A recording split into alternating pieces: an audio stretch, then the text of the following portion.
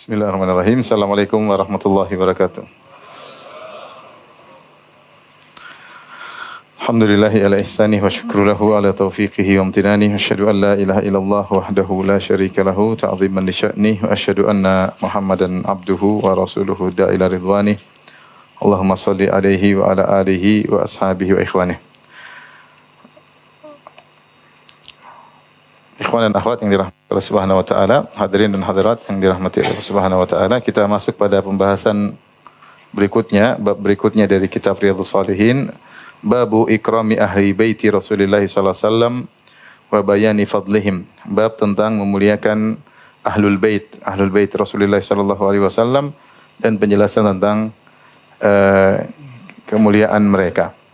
Ini antara adab yang diajarkan oleh Islam, yaitu memuliakan ahlul bait Nabi sallallahu alaihi wasallam dan menghormati mereka karena mereka adalah keluarga Nabi sallallahu alaihi wasallam. Kemudian Imam Nawawi rahimahullahu taala membawakan ayat-ayat dan juga hadis-hadis yang menunjukkan akan keutamaan ahlul bait.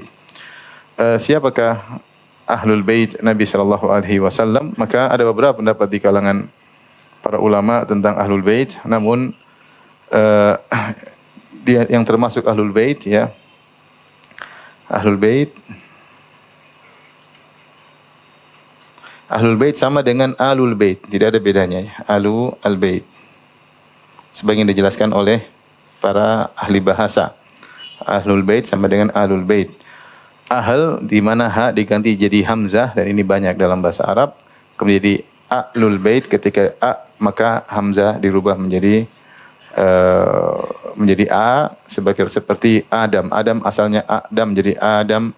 Jadi demikian juga akhir, asalnya akhir jadi akhir. Jadi istilah ahlul bait sama dengan istilah alul bait, tidak ada bedanya, ya. Siapa mereka, ya?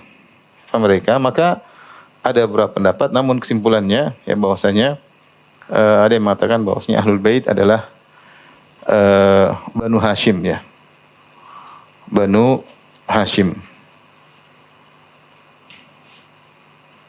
Banu Hashim.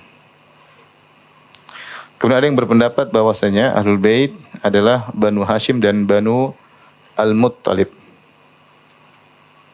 Banu Hashim dan Banu Al-Muttalib.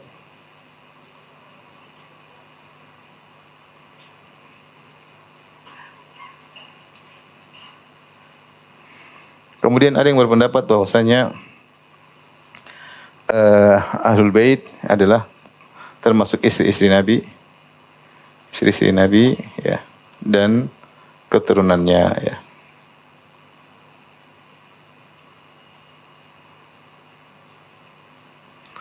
Ada pendapat yang lain yang mengatakan ahlul bait adalah semua pengikut Nabi sallallahu alaihi wasallam, pendapat yang lebih luas, ya.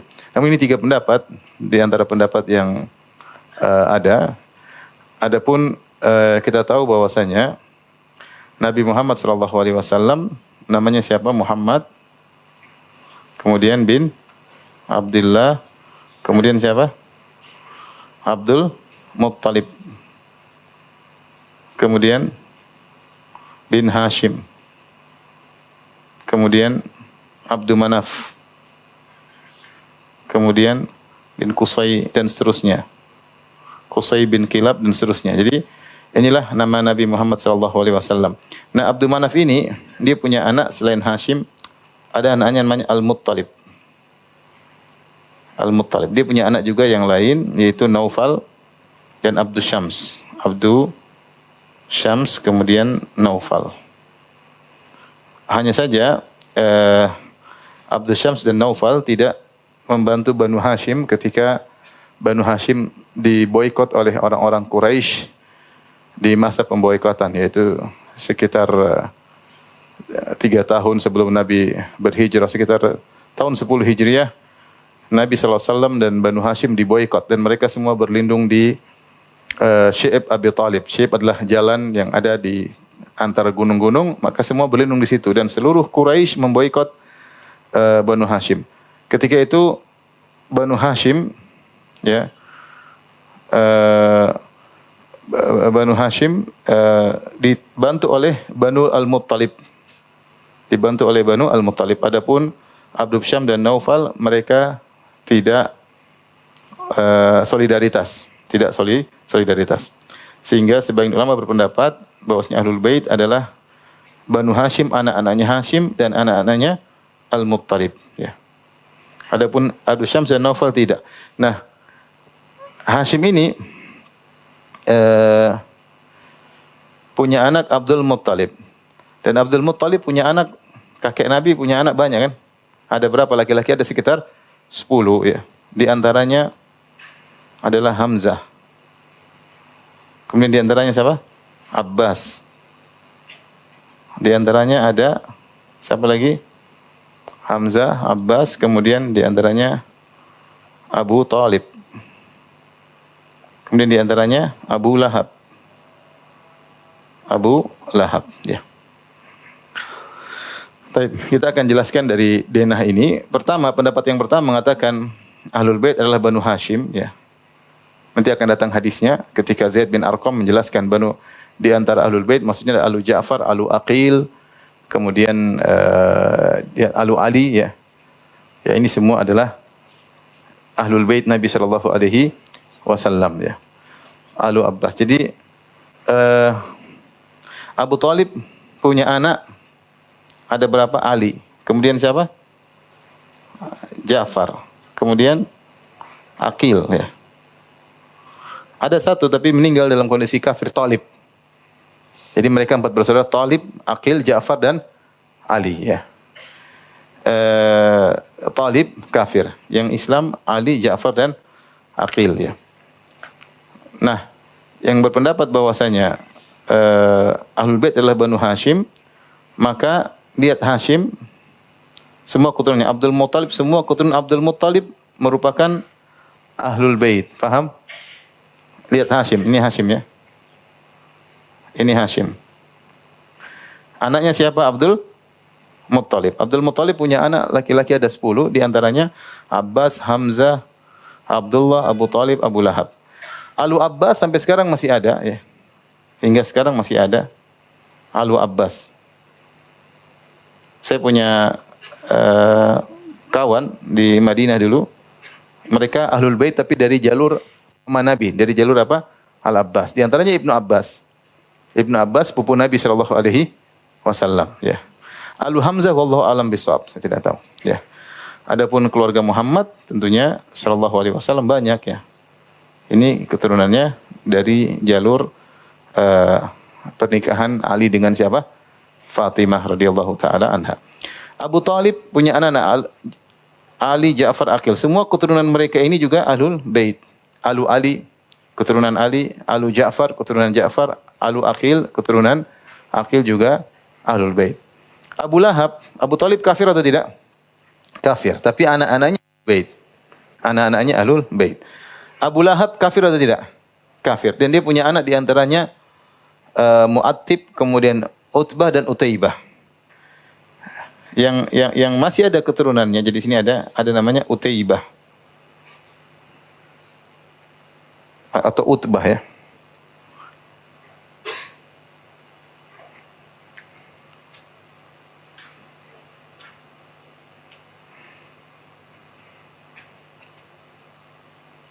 Sabar, ya. Saya takut salah.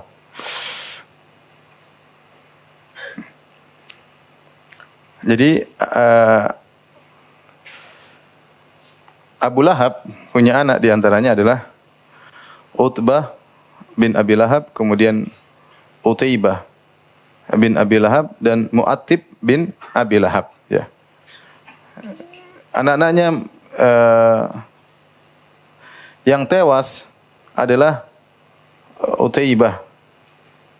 Didoakan oleh Nabi sallallahu alaihi wasallam Utaibah.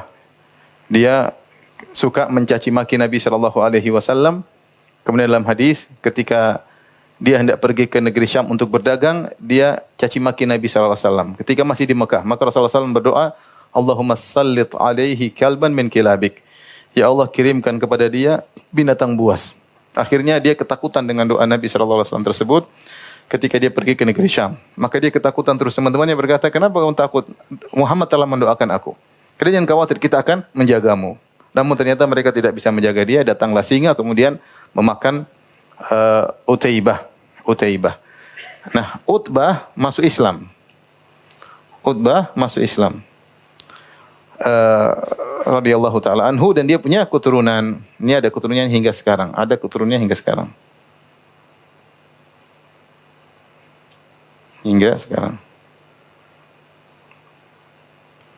Baik. Ini semua adalah Al-Abbas punya anak. Ibnu Abbas, Fadl bin Abbas, semua keturunannya adalah Ahlul Bait. Dan dari jalur Nabi sallallahu alaihi wasallam yaitu keturunan siapa?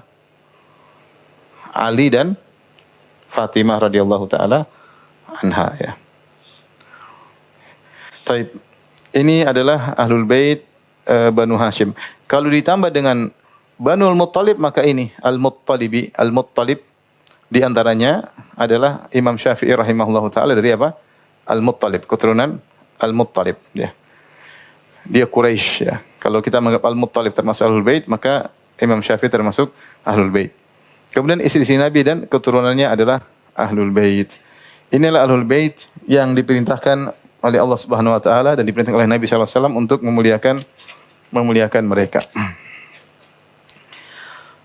Baik, kita bacakan ayat ya. Qala Allah Ta'ala, Allah berfirman tentang Ahlul Bait, "Innama yuridullahu liyudhhib 'ankum ar-rijsa ahlul baiti wa yutahhirakum tathira." Dalam surat Al-Ahzab ya. Kata Allah Subhanahu wa taala, sungguhnya Allah menghendaki untuk menghilangkan dari kalian ar-rijs, yaitu kotoran, wahai Ahlul Bait, dan Allah ingin mensucikan kalian dengan sesuci-sucinya ya. Baik, kita lanjut ya. Ini sudah dipahami aja, enggak usah dihafal ya. Ya, dipahami aja. Baik. Ayat pertama Allah Subhanahu wa taala berfirman, "Innama yuridullahu liyudhhiba ankum ar-rijsa ahlal bait wa yutahhirakum tathira." Artinya, sungguhnya Allah ingin menghilangkan dari kalian rijis ya. Allah ingin menghilangkan dari kalian kotoran ya. Wahai Ahlul Bait. Menghilangkan kotoran dari kalian. Wahai Ahlul Bait.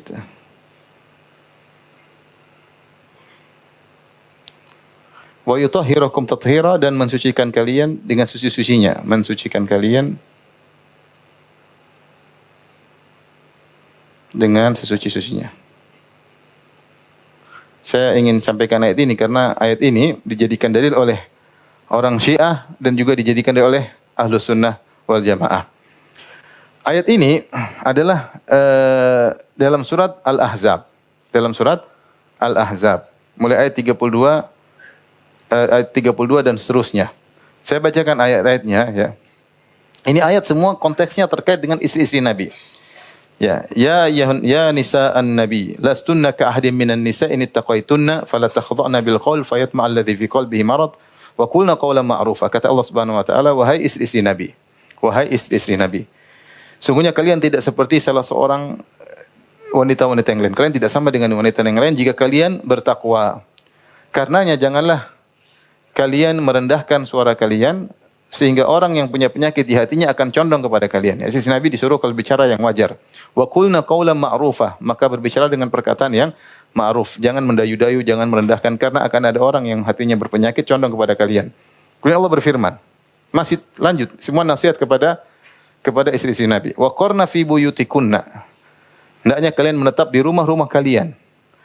Wala tabarrujna tabarrujal jahiliyatul ula, dan janganlah kalian bertabarruj keluar menampilkan diri ya. Sebagaimana tabarrujnya orang-orang jahiliyah yang mengumbar aurat mereka, tampil di hadapan para laki. Kemudian masih terus kepada istri Nabi, wa aqimnas salata wa atinaz zakata, dirikanlah salat dan bayarlah zakat, wa ati'na Allah wa rasulah, dan taatlah kepada Allah dan Rasulnya. Setelah itu Allah mengatakan, semua nasihat ini buat apa? Innama yuridullahu liyudhiba ankumur rijsa ahlal bait. Sungguhnya ini semua Allah berkehendak untuk menghilangkan kotoran dari kalian wahai ahlul bait. Wa yutahhirakum tathhira, dan untuk membersihkan kalian dengan sebersih-bersihnya. Wadhkurna ma yutla fi buyutikunna min ayatillahi wal hikmah. Kemudian kembali lagi dan sebutlah tentang apa yang dibaca di rumah-rumah kalian wahai para istri-istri Nabi berupa ayat-ayat Allah dan hadis-hadis Nabi sallallahu alaihi wasallam. Jadi ayat dari awal sampai akhir tentang apa? Istri Nabi sallallahu alaihi wasallam. Dari sini ini nas bahwasanya faedah. Ini nas yang tegas bahwa istri-istri Nabi adalah ahlul bait. Adalah ahlul bait. Kenapa? Karena kontes ayat ini semua terkait dengan apa? Istri Nabi. Allah nasihati, wahai istri Nabi, bertakwalah kalian. Kalau berbicara, bicara yang wajar. Jangan keluar-keluar rumah bertabarruj. Dirikan salat, bayar zakat. Kenapa? Karena Allah ingin menghilangkan kotoran dari diri apa? Diri kalian. Dan bacalah ayat-ayat dan hadis yang dibacakan di rumah kalian. Nas yang tegas bahwa istri Nabi adalah ahlul bait. Ya. Dan ini sama seperti dalam surat Hud, ketika malaikat mendatangi Nabi Ibrahim alaihissalam, kemudian memberikan kabar kepada istrinya, kepada Sarah, bahwasanya engkau Sarah akan punya anak. Setelah nikah dengan Ibrahim puluhan tahun tidak punya anak, dan Hajar sudah punya anak, Sarah belum punya anak. Akhirnya datang malaikat kasih kabar gembira bahwasanya engkau Sarah bakalan punya anak.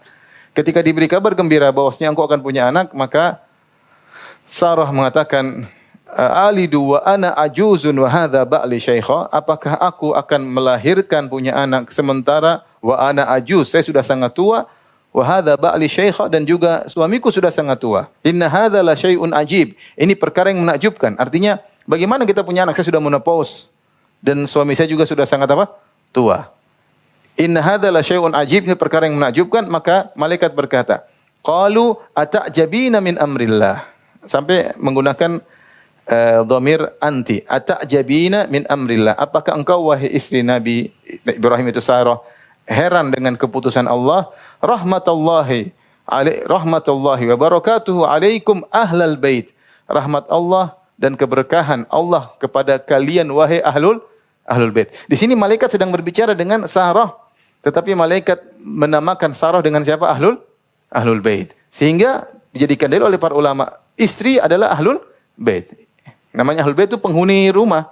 Ya, di antara ahlul bait adalah istri dari sang pemilik rumah. Ya. Jadi ayat ini pun tegas menunjukkan bahwasanya Allah menamakan Sarah dengan ahlul baitnya Ibrahim. Seperti ayat ini, sebagaimana Allah menamakan istri-istri Nabi sallallahu alaihi wasallam dengan sebagai apa? Ahlul bait. Nah, orang-orang Syiah tidak terima. Mereka mengatakan istri-istri Nabi bukan ahlul bait. Istri Nabi bukan ahlul bait, sehingga mereka mencela istri-istri Nabi. Mereka mengkafirkan Aisyah, mereka mengatakan Aisyah pezina, mereka mencela Ummu Salamah. Mereka bertanya ahlul bait siapa? Menurut mereka ahlul bait cuma Nabi, ahlul bait maksudnya Ali, Fatimah, Hasan dan Husain dan keturunannya. Kata mereka inilah ahlul bait. Apa dalil mereka? Dalil mereka dalam hadis Al-Kisah yang diriwayatkan oleh Aisyah radhiyallahu taala anha, ya, bahwasanya Rasulullah SAW pernah memanggil mereka, yaitu Hasan, Husain, Ali dan Fatimah. Kemudian Rasulullah SAW peluk mereka dengan kain. Kemudian Rasulullah SAW membacakan ayat Innama yuridullahu liyudhiba ankum rijsa ahlal bait. Sungguhnya Allah ingin menghilangkan kotoran dari kalian ahlul bait. Sehingga mereka mengatakan ahlul bait terbatasi dengan 4 orang tersebut dan keturunannya, yaitu Ali, kemudian siapa? Fatimah, Hasan dan Husain. Istri Nabi bukan ahlul bait. Maka ulama Ahlus Sunnah membantah. Ayat ini jelas. Ini konteks ayat tentang siapa? Istri-istri Nabi. Kata mereka, kenapa menggunakan liyudhiba ankum? Ada domir kum. Kum itu buat laki-laki. Sementara istri Nabi perempuan. Jawabannya mudah. Karena termasuk dalam kum kalian adalah istri Nabi dan juga Nabi SAW. Sama seperti perkataan malaikat kepada Sarah. Ya. Ya, rahmatullahi alaikum, rahmatullahi barakatuhu alaikum ahlal bait. Padahal malaikat sedang ngomong dengan Sarah perempuan tapi tetap menggunakan kum, alaikum. Kenapa? Karena dalam rumah tersebut ada Sarah, ada Nabi Ibrahim alaihissalam. Sehingga domir kum karena ada laki-lakinya di situ. Sama ketika Allah sedang berbicara tentang istri Nabi, di situ ada Nabi Muhammad sallallahu alaihi wasallam sehingga menggunakan kum. Innama yuridullahu liyudhiba ankum rijsa ahlal bait wa yutahhirakum tathira. Jadi faedah ayat ini menunjukkan di antara ahlul bait yang harus kita hormati adalah istri-istri Nabi. Dan ini sudah jelas. Bagaimana kemudian seorang menghormati Nabi tapi mencela istri-istri Nabi? Bagaimana dia mengatakan saya cinta kepada Nabi sementara dia paling benci sama orang yang paling dicintai oleh Nabi? Siapa orang yang paling dicintai oleh Nabi? Aisyah. Dalam hadis Amr bin As radhiyallahu taala anhu ketika ditanya, "Man ahabbun nas ilaik?" Siapa yang paling kau cintai? Kata Nabi, Aisyah. Makanya Nabi SAW ketika akan meninggal dunia, dia tetap menjalankan gilirannya. Dia menggilir jatah nginapnya. Meskipun sakit, dia tetap berusaha menjalankan apa? Jatah nginapnya karena kewajiban seorang suami untuk adil dalam mabit. Maka di hari ini di istri pertama, hari ini berikutnya istri kedua. Terus sampai hari berpindah-pindah sampai Rasulullah SAW ingin selalu di Aisyah. Rasulullah berkata, "Aina ana godan?" Besok saya jatah nginapnya di mana? Besok saya jatah nginapnya di mana? Yuridu yauma Aisyah. Beliau ingin sekali dirawat di rumah Aisyah. Akhirnya istri-istri Nabi yang lain mengerti dan mereka sudah Rasulullah di rumah Aisyah saja. Semuanya ngerti bahwasanya Aisyah adalah istri yang paling dicintai oleh Nabi SAW sehingga semuanya mengizinkan Nabi untuk dirawat di rumahnya siapa? Aisyah. Mereka tidak apa-apa, tidak usah jatah nginap. Akhirnya Rasulullah SAW dirawat di rumah Aisyah sampai meninggal di rumah siapa? Aisyah radhiyallahu taala anha. Dan sebelum meninggal air liur Nabi bercampur dengan air liur siapa? Aisyah radhiyallahu taala anha. Ketika datang Abdurrahman bin Abi Bakar, Rasulullah akan meninggal dunia di waktu duha. Abdurrahman bin Abi Bakar sedang bersiwak. Maka Rasulullah SAW melihat siwak tersebut dan Rasulullah SAW sudah tidak mampu untuk berbicara. Maka kata Aisyah, "Akhudhuhu lak." Saya ambilkan siwak tersebut untuk kau wahai Rasulullah. Rasulullah menganggukkan kepalanya. Maka Aisyah pun mengambil siwak tersebut. Maka dia pun dari sisi yang lain kemudian dia gigit-gigit untuk dilembutkan karena kayu kan harus digigit-gigit dilembutkan. Setelah lembut baru diberikan kepada Nabi, kemudian Nabi bersiwak sebelum dicabut ruhnya oleh Allah Subhanahu wa taala, sehingga sebelum meninggal dunia air liur Aisyah tadi yang digunakan untuk membersihkan atau melembutkan kayu siwak tersebut bercampur dengan air liur siapa? Nabi sallallahu alaihi wasallam. Dan Nabi meninggal di pangkuan siapa? Aisyah radhiyallahu taala anha. Dan Allah telah membela Aisyah menurunkan ayat sekitar 15 ayat. Allah mengatakan al-khabithatu lil-khabithina wal-khabithuna lil-khabithat. Wanita-wanita yang buruk untuk laki-laki yang buruk dan laki-laki yang buruk untuk wanita-wanita yang buruk. Wat-thayyibatu lit-thayyibin, dan wanita yang baik-baik untuk laki-laki yang baik-baik. Artinya Allah ingin mengatakan karena Muhammad sallallahu alaihi wasallam adalah laki yang baik, istrinya juga apa? Baik, istrinya juga baik. Nah, tiba-tiba ada orang mengatakan Aisyah pezina, Aisyah begini, Aisyah dimaki-maki. Ini dia tidak menghormati ahlul bait. Dan dia tidak mencintai Nabi sallallahu alaihi wasallam. Kalau kita mencintai seseorang, kita pasti menyayangi orang yang dicintai orang tersebut. Itu tidak? Harusnya begitu. Apa yang disukai orang tersebut kita suka karena kita cinta sama dia. Ya.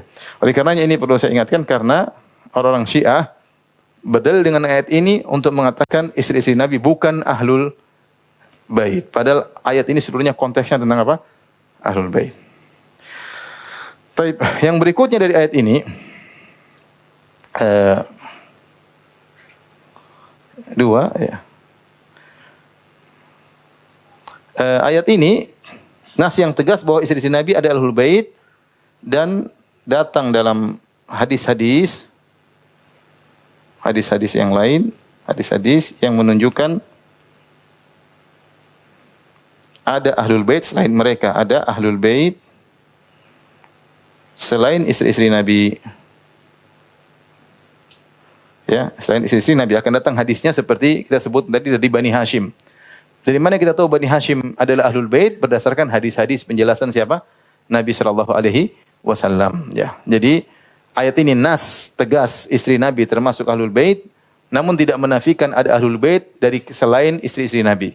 Berdasarkan hadis-hadis yang lain. Yang kedua, ayat ini menunjukkan perhatian Allah terhadap istri-istri Nabi, terhadap ahlul bait, agar mereka bersih dari dosa, dari rijis. Rijis di sini diartikan kesyirikan dan khaba'ith, perbuatan-perbuatan yang keji. Ya. Jadi makanya Allah nasihati istri Nabi, bertakwalah, kalau bicara yang jangan mendayu-dayu, tapi bicara yang wajar.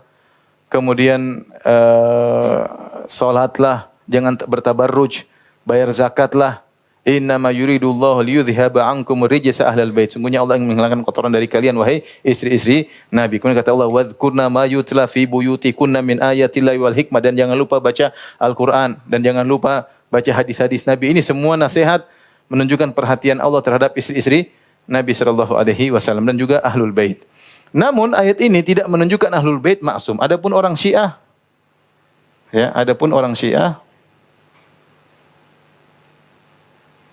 berdalil dengan ayat ini bahwa ahlul bait maksum, bahwa ahlul bait maksum. Maksum maksudnya tidak mungkin salah, terbebaskan dari dosa. Mereka berdalil dengan ayat ini. Innama yuridullah, Allah berkehendak untuk membersihkan kalian sebersih-bersihnya. Berarti ahlul bait semuanya maksum. Dan ini pendapat sebagian orang-orang Syiah, sehingga mereka mengatakan imam mereka yang 12 semuanya maksum. Ali enggak mungkin salah radhiyallahu taala anhu. Hasan tidak mungkin salah, Husain tidak mungkin salah. Kemudian Ali Zainal Abidin juga tidak mungkin salah. Kemudian dan seterusnya imam-imam mereka, ya, seperti Ja'far As-Shadiq, Muhammad Al-Baqir, Ja'far As-Shadiq dan seterusnya, kata mereka imam mereka maksum, tidak mungkin salah berdasarkan ayat ini. Tapi bagaimana bantahannya? Kita jelas kalau ahlu sunnah yang maksum cuma siapa? Cuma Rasulullah SAW. Dari sinilah kemudian berbeda antara literatur kita dengan literatur orang Syiah. Literatur kita adalah Al-Quran dan hadis-hadis Nabi. Semua perkataan dan perbuatan Nabi adalah hujjah. Hujjah. Kenapa hujjah? Karena Nabi maksum, tidak mungkin salah. Ketika tidak mungkin salah, maka perbuatannya pasti benar dan perkataannya pasti benar. Sehingga ada timbul hadis Nabi. Sehingga kalau kita beragama, kita pakai Al-Quran dan hadis Nabi. Nah, karena orang-orang Syiah berpendapat imam-imam mereka maksum, imam mereka yang 12 maksum semua, sehingga mereka juga tidak membatasi literasi dalam sumber hukum, bukan cuma Al-Quran dan Sunnah, tapi ada juga hadis-hadis imam. Hadis-hadis imam. Makanya mereka berkata Muhammad Al-Baqir, berkata Abu Abdullah Ja'far As-Shadiq. Sehingga kalau kita lihat literatur orang-orang Syiah tidak terbatas pada hadis-hadis Nabi. Mereka punya hadis-hadis para imam, ya. Dan buku-buku mereka penuh dengan hadis-hadis para imam, ya. Seperti contohnya kitab Al-Kafilul Kulaini. Isinya Abu Abdullah Ja'far As-Shadiq, berkata Imam Ja'far As-Shadiq. Semuanya jadi hadis. Apalagi kalau kita buka misalnya Biharul Anwar 100 jilid lebih, isinya imam ini bilang ini, imam ini bilang itu, imam ini bilang ini. Maka saya pernah diskusi sama orang Syiah. Saya bilang sama dia bilang, kita ini beda, kita cuma tipis. Apa bedanya ahlu sunnah sama-sama? Dia ingin menutup-nutupi. Saya bilang ya akhi, tidak bisa kita sama dengan kalian. Kenapa? Karena sumber hukum kita Al-Quran dan Sunnah, hadis Nabi Muhammad saja hadis sumber hukum kita. Kalian ada hadis-hadis imam, dia enggak bisa bantah.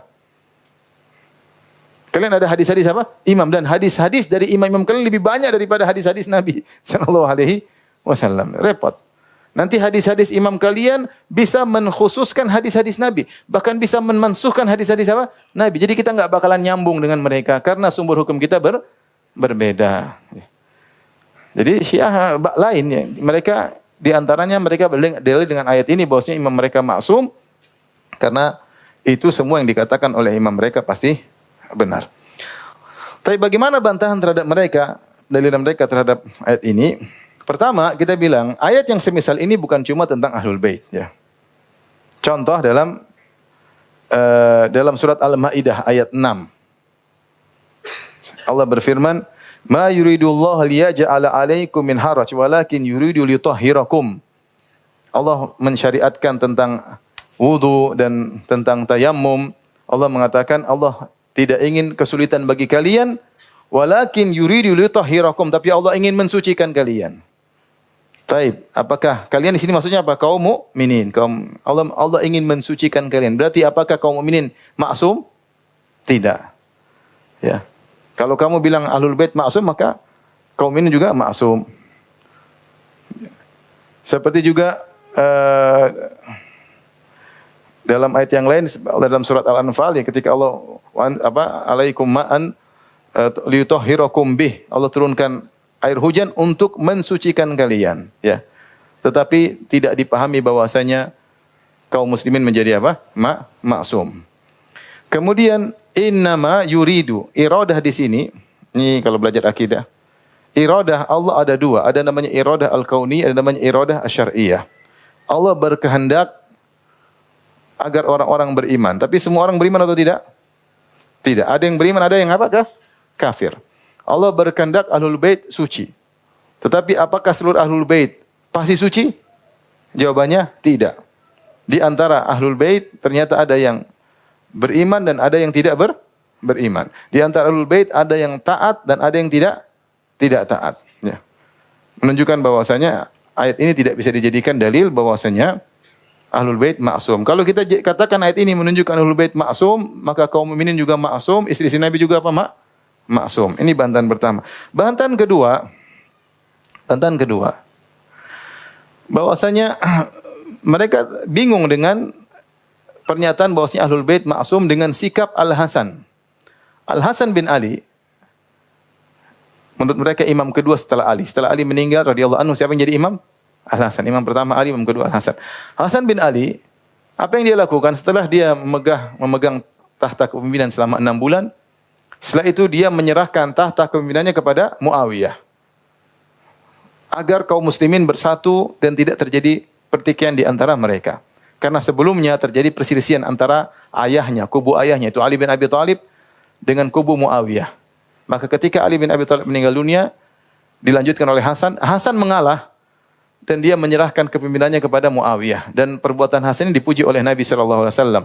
Rasulullah SAW berkata, "Inna ibni hadza sayyid." Sungguhnya cucuku ini adalah pemimpin. Sayuslihullahu bihi baina fi'ataini 'azimataini minal muslimin. Allah akan menjadikan dia sebab menyatukan islah di antara dua kelompok besar dari kaum mukminin, yaitu kelompok dari kubu Ali bin Abi Thalib dengan kelompok dari kubu Muawiyah menjadi bersatu karena Hasan mengalah. Mengalah dengan menyerahkan kepemimpinan kepada siapa? Muawiyah radhiyallahu taala anhu. Maka tahun itu disebut dengan Amul Jamaah, tahun persatuan. Faedahnya luar biasa. Sementara orang-orang Syiah mengkafirkan Muawiyah. Orang Syiah mengkafirkan siapa? Muawiyah. Nah, kita tanya sama mereka, perbuatan Hasan, menurut mereka Hasan maksum atau tidak? Maksum. Nah, perbuatan Hasan menyerahkan kepemimpinan kepada Muawiyah, perbuatan benar atau tidak? Mereka bingung. Kalau mereka bilang Hasan maksum, berarti pemerintahan Muawiyah sah. Karena yang kasih kepemimpinan siapa? Hasan. Kalau mereka bilang Hasan keliru karena memberikan kepemimpinan kepada Muawiyah, berarti Hasan tidak maksum. Mereka bingung. Dan mereka tidak bisa jawab. Makanya mereka kurang suka sama Hasan. Mereka kurang suka. Mereka senang sama Hussein. Kata Hasan gimana? Kasih pimpinan kepada siapa? Muawiyah. Kita bilang Hasan maksum atau tidak? Tanya sama mereka. Tidak, mereka bingung. Mereka bilang maksum ya, berarti Muawiyah benar dong. Masa Hasan kasih kepemimpinan kepada orang kafir? Konyol, ya. Masa Hasan rela kaum muslimin dipimpin oleh seorang ya apa? Kafir yang sedang mereka benci. Kalau Hasan maksum berarti Muawiyah beriman. Kalau Muawiyah kafir berarti Hasan keliru, tidak maksum, dan mereka tidak bisa jawab sampai apa? Sampai sekarang. Saya pernah diskusi sama orang Syiah di Madinah. Datang orang Syiah kemudian saya bicara, saya bilang, bukankah Nabi SAW ketika sakit yang jadi imam Abu Bakar As-Siddiq radhiyallahu taala anhu? Kata dia, itu kan di hadis kamu. Kalau di hadis kita Ali yang jadi imam. Maksudnya repot kalau begitu. Saya bilang nggak bisa nyambung kalau nggak bisa nyambung. Jadi kita punya literatur, mereka juga punya apa? Literatur. Nggak bakalan nyambung kalau begitu ya. Nggak bakalan nyambung. Jadi, taib. Bantahan berikutnya. Kalau kamu bilang ahlul bait maksum, kenapa cuma dibatasi dengan 12 imam? Bukankah ayat ini mencakup seluruh apa ahlul bait? Ahlul bait banyak, orang Syiah semuanya maksum kalau begitu, yang ahlul bait, ya. Ya. Habib semuanya apa? Maksum. Padahal kita tahu habib tidak semuanya maksum. Ya. Ada yang baik, ada yang tidak baik. Ada pelaku maksiat. Ada yang dipolisikan juga. ada yang penyanyi, ada yang morfin, narkoba ada ulama, mereka juga macam-macam. Paham atau tidak? Paham atau tidak? Paham ya. Jadi kita bilang buktinya kenyataannya tidak demikian. Bahwasanya keturunan Nabi atau yang dianggap sebagai keturunan Nabi karena mereka menyatakan mereka punya nasab sampai kepada Nabi sallallahu alaihi wasallam. Tugas kita membenarkan. Hakikatnya kita enggak tahu ya. Tapi kita tidak boleh mengingkari. Kita boleh ya oke. Tapi itu menunjukkan bahwasanya justru menunjukkan bahwasanya tidak semua ahlul bait menjadi apa, maksum. Karena ahlul bait sendiri bermacam, ada yang sunnah, ada yang syiah, paham? Ada yang sufi, ada yang salafi.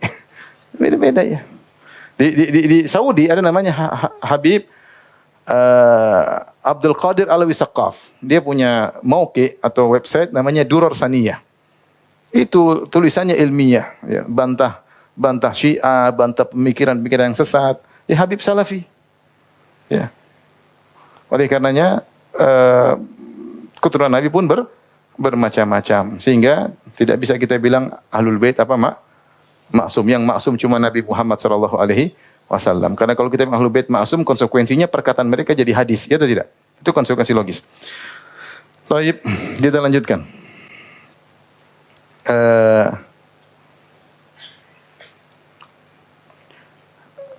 Allah berfirman, wa qala ta'ala, wa ma yu'azzim sya'airallah fa innaha min taqwal qulub. Siapa yang mengagungkan syiar-syiar Allah, maka itu termasuk dari ketakwaan kalbu. Jadi Imam Nawawi ingin mengatakan, kalau engkau menghormati ahlul bait, engkau memuliakan mereka, itu termasuk dari ketakwaan hati. Karena Allah yang menyuruh dan Nabi SAW yang menyuruh untuk memperhatikan ahlul bait. Setelah itu Imam Nawawi rahimahullah membawakan hadis-hadis. Yang pertama, wa an Yazid bin Hayyan qala intalaqtu ana wa Husain bin Sabrah wa Amr bin Muslim ila Zaid bin Arqam. Kami bertiga, saya, Husain, itu Yazid bin Hayyan, Husain bin Sabrah dan Amr bin Muslim, kami pergi ke Zaid bin Arqam, salah seorang sahabat radhiyallahu anhu. Ya. Falamma jalasna ilaihi qala lahu Husain. Tatkala kami duduk dengan dia, maka Husain berkata, laqad laqita ya Zaid khairan katsira. Engkau telah mendapatkan banyak kebaikan. Ra'aita Rasulullah, engkau melihat Rasulullah, jadi engkau sahabat. Wa sami'ta hadithahu, dan engkau mendengar hadis Nabi sallallahu alaihi wasallam. Wa gazauta ma'ahu, dan engkau berperang bersama Nabi. Wa shallaita khalfahu, dan engkau jadi makmum Nabi sallallahu alaihi wasallam. Laqad laqita ya Zaid khairan katsira. Sungguh engkau telah mendapatkan banyak kebaikan yang kami tidak dapatkan. Ya, banyak, yaitu engkau melihat Nabi, mendengar ujangan Nabi, berperang bersama Nabi, salat jadi makmum di belakang Nabi. Haditsna ya Zaid ma sami'ta min Rasulillah. Wahai Zaid, kabarkanlah kepada kami hadis yang pernah kau dengar dari Nabi sallallahu alaihi wasallam. Maka Zaid berkata, Zaid bin Arqam, ya bena akhi, wahai putra saudaraku, wallahi laqad kaburat sinni, saya sudah tua. Wa qaduma ahdi, dan sudah terlalu lama masa tersebut, ya. Wa nasitu ba'd alladhi kuntu a'i min Rasulillah sallallahu alaihi wasallam. Dan aku sudah lupa sebagian hadis-hadis Nabi yang dulu saya pernah dengar dari Nabi, kan sudah tua. Fama haddatsukum faqbalu, apa yang aku sampaikan kepada kalian terimalah. Wa ma la fala tukallifunihi, apa yang aku tidak sampaikan jangan tanya-tanya. Aku sudah lupa, jangan dipaksa. Sumakal, kemudian dia menyampaikan dari hadis yang dia masih ingat. Qama Rasulullah sallallahu alaihi wasallam yauman fina khatiban bima'in yud'a khumman baina Makkah wal Madinah. Suatu hari Rasulullah SAW berdiri berkhutbah di hadapan para sahabat di suatu sumber air yang namanya Khum. Itu ketika Rasulullah SAW pulang dari Haji Wada, yang dikenal dengan Ghadir Khum. Paham? Inilah yang orang-orang Syiah punya hari raya yang ketiga, namanya Idul Ghadir. Pernah dengar enggak? Bahkan pernah dirayakan di Indonesia. Kalau kita ada Idul Fitri, ada Idul Adha, mereka punya Idul apa? Idul Ghadir. Kata mereka, menurut kebohongan mereka, kata mereka, Rasulullah sallallahu alaihi wasallam ketika pulang dari Haji Wada, Rasulullah SAW berhenti di suatu tempat namanya Ghadir Khum, yaitu sumber mata air yang namanya Khum, yang terletak antara Makkah dan Madinah. Kemudian Rasulullah SAW berpidato di hadapan seluruh sahabat yang berhaji sekitar 100.000. Ada yang mengatakan 120.000. Isi pidato Nabi mengatakan, kalau saya meninggal yang jadi khalifah Ali. Kata mereka demikian. Ini semua khurafat, paham? Enggak ada. Jadi mereka bilang ada riwayat mengatakan Nabi mengatakan kalau saya meninggal yang jadi imam siapa? Ali. Kalau ini benar, ngapain para sahabat ketika Rasulullah SAW meninggal ada perselisihan untuk menentukan siapa pemimpin? Mereka akan mengatakan, masa lupa? Kan Nabi baru saja bilang, jadi Ali, kenapa kita ribut-ribut? Tidak ada satupun sahabat yang mengingatkan hadis ini, paham? Masa sahabat semua sepakat bohong? Kemudian ketika Abu Bakar menjadi khalifah, Ali pun tidak pernah ngomong, Abu Bakar, ingat nggak waktu itu? Lupa ya? Dia lupa. Lupa. Coba tanya Umar, lupa nggak? Nggak ada juga. Ini khurafat semua. Dan ini hari raya yang mereka lebih agungkan daripada Idul Fitri, Idul Adha. Karena hari ini, hari raya tersebut, mengkokohkan akidah mereka tentang Syiah Imamiyah. Bahwasanya Islam itu dibangun dengan 12 imam. Imam pertama adalah siapa? Ali bin Abi Thalib. Berdasarkan perintah Nabi, Nabi sudah pernah bilang kalau saya mati, yang jadi imam siapa? Ali. Ini semua khurafat, tidak ada riwayat yang sahih yang menunjukkan hal tersebut. Dan kenyataan menunjukkan tidak demikian. Masa Ali tidak tegur Abu Bakar, kemudian Abu Bakar meninggal, Umar tidak tegur Umar. Umar, lupa kamu enggak? Lupa juga. Lupa juga kayak Abu Bakar, lupa kamu. Yang dengar 100 ribu orang. Masa semua sepakat bohong? Semua sepakat lupa? Enggak mungkin. Enggak mungkin. Yang benar hadis yang sahih tentang Ghadir Khum adalah sebagaimana berikut ini. Rasulullah SAW berdiri di hadapan kami kemudian menyampaikan hadis. Wa athna alaihi fahamidallah, Rasulullah SAW memuji Allah, wa athna alaihi, dan menyanjung Allah. Wa wa'adha wa dzakkar, Rasulullah memberi wejangan dan beri peringatan. Tsumma qala, kemudian Rasulullah SAW berkata, amma ba'du, kemudian daripada itu, ala ayyuhan nas, wahai manusia sekalian, fa innama ana basyarun yushiku an ya'tiya rasulu rabbi fa ujiba. Aku hanyalah manusia seperti kalian. Aku khawatir datang utusan Rabbku, yaitu malaikat maut, maka aku pun menyambut panggilannya. Wa ana tarikun fikum thaqalaini. Dan aku meninggalkan kepada kalian dua perkara yang sangat berharga. Disebut dengan thaqal. Disebut thaqal karena suatu yang berat, yaitu linafasatihi, suatu yang mulia. Ya. Karena suatu yang berat dalam bahasa Arab disebut dengan thaqal. Makanya disebut thaqalain. Manusia dan jin disebut thaqalain. Ayyuhat thaqalan. Kenapa? Karena manusia dan jin memenuhi bumi.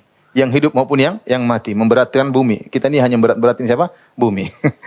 Manusia dan jin. Di antaranya Rasulullah mengatakan, aku tinggalkan kepada kalian thaqalain, dua hal yang mulia. Awaluhuma kitabullah. Yang pertama adalah kitabullah. Fihil huda wan nur, Al-Quran. Situ ada petunjuk, ada cahaya. Fakhudhu bi kitabillah wastamsiku bihi. Ambillah Al-Quran dan berpegang teguhlah dengannya. Fahatha ala kitabillah wa raghaba fihi. Maka Rasulullah SAW memotivasi untuk berpegang teguh dengan Al-Quran. Kemudian, kemudian Rasulullah SAW berkata, yang kedua, wa ahlu baiti, aku tinggalkan bagi kalian ahlul baitku. Udzakirukumullah fi ahli baiti, aku ingatkan kalian kepada Allah untuk memuliakan ahlul baitku. Udzakirukumullah fi ahli baiti, aku ingatkan kalian untuk memuliakan apa? Ahlul baitku. Ini dalil bahwasanya memuliakan ahlul bait adalah perintah siapa? Nabi, dan juga perintah Allah Subhanahu wa taala, karena Rasulullah mengingatkan kita kepada Allah. Allah telah memuliakan ahlul bait, maka kita pun memuliakan ahlul bait. Faqala lahu Husain, maka Husain berkata, "Wa man ahlu baitihi ya Zaid?" Siapa yang dimaksud dengan ahlul bait ya Zaid? Ahlul baitnya Nabi, wahai Zaid bin Arqam. Alaysa nisa'u min ahli baitihi? Bukankah istri-istrinya termasuk ahlul bait? Qala nisa'uhu min ahli baiti. Iya, istri-istrinya adalah ahlul bait dari Nabi sallallahu alaihi wasallam. Walakin ahlul baitihi man hurima shadaqata ba'dahu. Tetapi ahlul bait yang saya maksudkan, kalau istri Nabi jelas ahlul bait. Ini ada ahlul bait selain istri-istri Nabi yang diharamkan sedekah kepada mereka. Mereka tidak boleh menerima sedekah. Qala wa man hum? Siapa orang-orang yang dilarang menerima sedekah? Qala hum alu Ali. Mereka adalah keluarga Ali. Maksudnya anak keturunan siapa? Ali. Wa alu Aqil, dan anak-anak keturunan siapa? Aqil. Wa alu Ja'far. Anak-anak keturunan siapa? Ja'far. Ali, Aqil, Ja'far semuanya anak-anaknya Abu Talib. Kemudian wa alu Abbas. Anak-anak keturunan siapa? Abbas, paman Nabi. Yaitu Fadl bin Abbas, kemudian Ibnu Abbas, ya. Yang ini semua menunjukkan Banu Hashim adalah siapa? Ahlul bait, ya, Banu Hashim. Karena semuanya Banu Hashim. Kullu haula'i hurima sadaqah. Mereka semua diharamkan sedekah. Qala na'am. Iya, mereka semua diharamkan untuk menerima apa? Sedekah. Karena Rasulullah SAW pernah melarang Hasan atau Husain yang ingin makan dari korma sedekah. Rasulullah mengatakan, tinggalkan. Karena sedekah itu adalah min ausakhin nas. Dari kotoran-kotoran manusia. Makanya, seperti dalam hadis kata Rasulullah SAW, wahai para pedagang, sungguhnya setan dosa-dosa menghadiri transaksi kalian. Maka campurkanlah transaksi kalian dengan sedekah. Artinya sedekah bisa membersihkan kotoran-kotoran kalian ketika kalian bertransaksi. Maka tidak pantas bagi ahlul bait untuk menerima sedekah. Wa fi riwayatin, dalam riwayat yang lain, ala wa inni tarikun fikum tsaqalain. Ketahuilah aku meninggalkan bagi kalian dua perkara yang mulia. Ahaduhuma kitabullah wa huwa hablullah. Man ittaba'ahu kana 'alal huda. Yang pertama adalah Al-Qur'an, hablullah, tali Allah. Siapa yang mengikuti Al-Qur'an maka di atas petunjuk. Wa man tarakahu kana 'ala dhalalah. Siapa yang meninggalkan Al-Qur'an maka dia di atas kesesatan. Ini semua dalil bahwasanya Ahlul Bait, di antara hukum yang terkait Ahlul Bait, mereka diharamkan mendapatkan apa? Sedekah. Tapi mereka berhak mendapatkan humus. Kalau ada peperangan, wa alamu annama ghanimtum min syai'in fa anillahi khumusahu wa lirrasuli dzil qurba. Maka 1/5 dari ghanimah peperangan adalah untuk Allah dan Rasulnya, walidzil qurba, dan untuk karib kerabat Nabi, maksudnya Ahlul Bait. Mereka tidak berhak mendapatkan sedekah, tapi mereka berhak mendapatkan apa? Humus. Yaitu 1/5 dari ghanimah. Kemudian wa an Ibnu Umar radhiyallahu anhuma, saya pernah didatangi salah seorang ngaku sebagai Ahlul Bait, ya. Allah alam benar atau tidak. Tapi dia datang kemudian dia bilang, saya tidak minta sedekah, tapi saya minta hadiah. Repotnya saya sedekah. Ya, jadi kalau hadiah boleh, kalau sedekah tidak boleh. Minta hadiah repot juga, ya. Karena hadiah dengan sedekah berbeda, ya. Sedekah karena kita kasihan, kalau hadiah karena untuk kita sayang sama dia, karena ingin dekat dengan dia, namanya apa? Hadiah, ya. Tapi dia bilang, saya tidak minta sedekah, tapi minta apa? Hadiah. Intinya kalau kita tahu di Ahlul Bait, kita tidak boleh kasih apa? Sedekah. Tapi kalau kita kasih hadiah untuk mencari kedekatan kepada Allah, dianjurkan, ya. Karena kita diperintahkan untuk memuliakan siapa? Ahlul Bait. Wa Ibnu Umar radhiyallahu anhu, dari Ibnu Umar, an Abi Bakar As-Siddiq, dari Abu Bakar As-Siddiq radhiyallahu anhu, mauqufan alaih, yaitu perkataan Abu Bakar, annahu qala, Abu Bakar berkata, urkubu Muhammadan fi ahli baitihi. Yaitu hormatilah Rasulullah sallallahu alaihi wasallam dengan memuliakan kerabatnya, dengan memuliakan apa? Ahlul Baitnya. Riwayat Bukhari. Makna urkubu maksudnya ra'uhu wahtarimuhu wa akrimuhu, yaitu muliakan Rasulullah, perhatikan Rasulullah dengan memuliakan Ahlul Baitnya. Ini semua dalil-dalil menunjukkan akan kemuliaan Ahlul Bait. Adapun sikap terhadap Ahlul Bait, maka ada beberapa sikap. Sikap yang pertama, sikap Ahlussunnah wal Jamaah adalah memuliakan Ahlul Bait. Memuliakan Ahlul Bait. Tapi tidak berlebih-lebihan kepada Ahlul Bait, karena kita meyakini Ahlul Bait tidak maksum. Kalau mereka bertakwa maka kita muliakan. Kalau mereka tidak bertakwa kita nasihati. Seperti saya katakan, orang-orang yang mengaku Ahlul Bait mereka bermacam-macam. Di antara mereka yang Ahlus Sunnah, di antara mereka ada yang apa? Syiah. Di antara mereka ada yang Ahlu Taqwa, di antara mereka ada yang juga pelaku maksiat. Entah musik-musikan, entah terkena narkoba dan macam-macam sebagaimana yang lainnya. Paham? Ini adalah perkataan Ahlus Sunnah. Tapi secara umum kita memuliakan siapa? Ahlul Bait. Ingat, kenapa kita memuliakan mereka? Karena mereka keturunan siapa? Rasulullah. Kakek mereka yang pernah berjasa bagi apa? Kita. Maka kita hormati mereka. Kalaupun kita harus menasihati mereka dengan kata-kata yang baik, ya. Karena mereka adalah keturunan Rasulullah sallallahu alaihi wasallam. Kemudian yang kedua adalah sikap Khawarij. Khawarij mengkafirkan siapa? Ali bin Abi Thalib. Benci kepada siapa? Ali bin Abi Thalib. Muncul di zaman Ali dan mengkafirkan Ali bin Abi Thalib dan mengkafirkan seluruh yang ikut Ali bin Abi Thalib. Ini pembenci Ahlul Bait. Kemudian setelahnya namanya Nawasib. Nawasib adalah orang-orang memusuhi Ahlul Bait. Mereka benci sama Ahlul Bait. Semua Ahlul Bait, mau keturunan Nabi, mau keluarga Nabi, mereka benci sama. Mereka terkena pengaruh orang-orang Khawarij. Tetapi kata Ibn Taimiyah rahimahullah ta'ala, An-Nawasib sekarang sudah enggak ada. Sekarang enggak ada orang benci sama keturunan Nabi. Enggak ada. Hampir enggak ada. Nawasib sudah hilang. Tidak ada lagi orang yang benci kepada Ahlul Bait. Yang keempat adalah sikap yang berlebihan orang-orang Syiah. Orang Syiah menganggap Ahlul Bait apa? Suci. Ya, bahkan mereka berlebihan. Mereka mengatakan para nabi atasnya harus suci semuanya, bawahnya juga harus suci semuanya. Dan ini adalah perkataan orang-orang Syiah yang mengatakan bahwasanya tidak ada kakek nabi pun satupun yang kafir. Semuanya apa? Semuanya pasti beriman dan di bawahnya juga pasti apa? Beriman. Maka dibantah oleh Ar-Razi dalam tafsirnya, ya, Mafatihul Ghaib atau Tafsir Al-Kabir, saya nukilkan, ya. Ini bukan perkataan saya, ya. Ar-Razi, ya, menjelaskan bahwasanya dia berkata, qalati Syiah berkata, inna ahadan min aba'ir Rasul alaihi salatu wasallam wa ajdadihi ma kana kafiran. Seluruh ayah dan kakek Nabi Tidak ada yang kafir. Semuanya dari Nabi Adam sampai Nabi semuanya apa? Mukmin.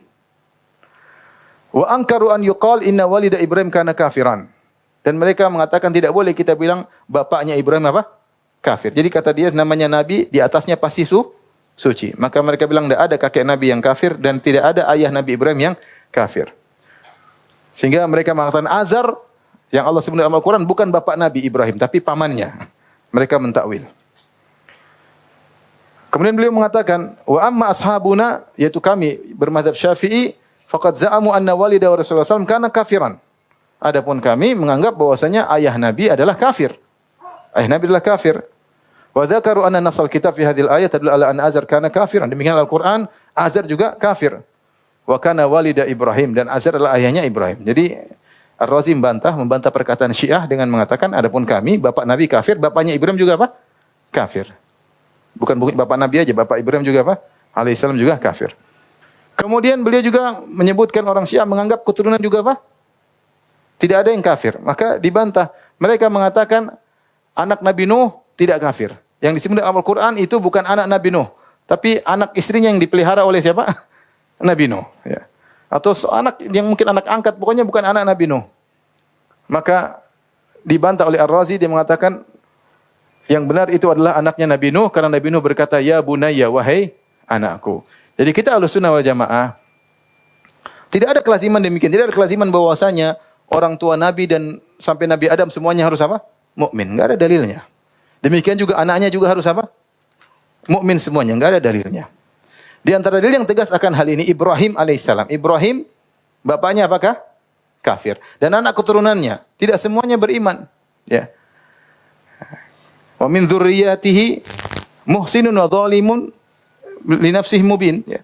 Di antara keturunan wa min dzurriyyatihi, di antara keturunan Ibrahim dan Ishak ada yang muhsin. Wa dzalimun li nafsihi mubin, dan ada yang berbuat zalim kepada dirinya, itu berbuat dosa. Makanya anaknya Ibrahim di antaranya keturunan Ibrahim adalah Bani Israel. Apakah semua Bani Israel beriman? Ya, Yahudi beriman sekarang.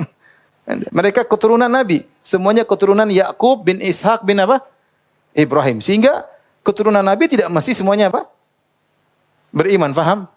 Di antara keturunan Nabi Ismail adalah Quraisy.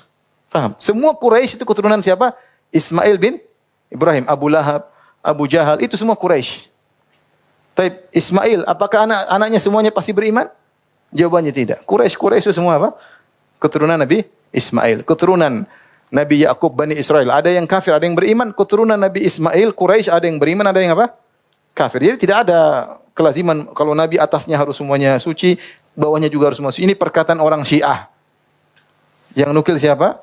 Ar-Razi dalam tafsirnya Mafatihul Ghaib, dan saya sudah nukil dalam buku saya ajaran Imam Syafi'i yang ditinggalkan.